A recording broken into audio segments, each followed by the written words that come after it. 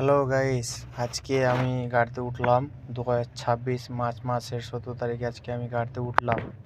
বাঁধাপুকুরতে যাব আজকে ভুট্টা লোড করে পানাগড় যে খালি করে যাব, তারপর আমরা বালু আনতে, বালু লোড টোড করে আসবো আমরা বাগান। তো আমরা শুরু করলাম, নেক্সট আমাদের ব্লক চালু করলাম।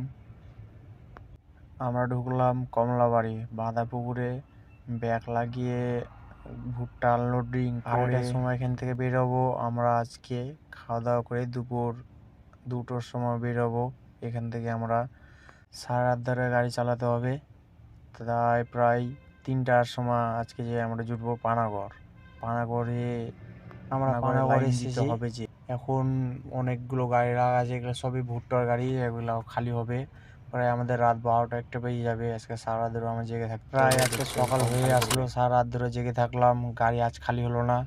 এখন 8টার সময় বলে খালি হবে, তো এখন দেখি কটার সময় খালি হচ্ছে। দেখলাম এখন আমাদের গাড়ি খালি হচ্ছে প্রায় 11টার সময় খালি করতে লাগলো। এই সব এই যে তোমরা দেখতে পাচ্ছ সব এখানে ভুট্টা খালি হচ্ছে। এই যে ভুট্টার মেশিন, এটা বস্তা কেটে কেটে দিবে আর এইখান থেকে বস্তায় আনছে সব।